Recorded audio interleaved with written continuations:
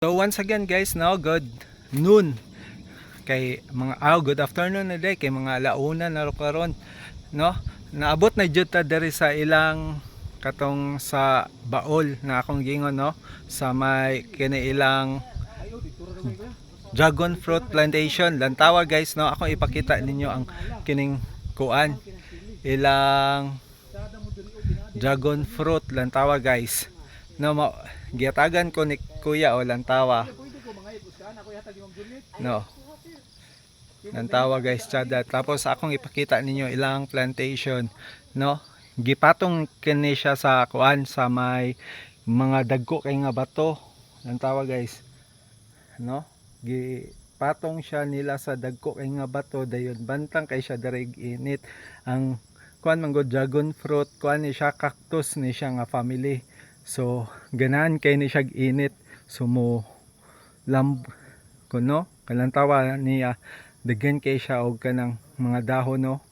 Dako kay siya, no. Lantawa dito na dragon fruit dito guys, medyo kaon gani siguro na siya og kuan mga mananap, no, mao ni Lantawa diri guys. Ingani siya pagkuan nila kanang pagtanom ilang gipatapot ra ining bato, mga dagko kay bato, no.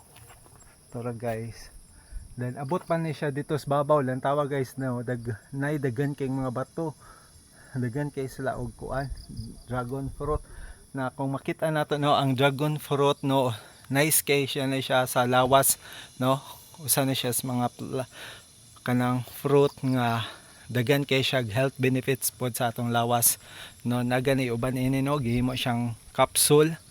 Tapos napod siya dagang sili diri guys. Lantawan niyo mga sili na saging, na ning mga but ng lubi nagagmay, no. Naapo diri nangka, napoy dagang mga lanchones, lansones. Medyo nabulol ta ato guys, no. Sa unahan, no, daghan kayo og kanang mga kahoy, no. Ingon nila ni Kuya naad na daw ta diri sa tumoy, no. Ako ipakita ninyo guys, no. Mauna siya ang Dumaguete, no. Makita dili iguro kay siya makita guys, pero kay layo naman kay siya, no. Naadjud ta sa tumoy. Wow, tsada kay diri nga lugar guys, no. Presko kay ang hangin, tapos natural kayo ang mga pagkaon, no. Dagang kayong mga butong, no. Coconut tree.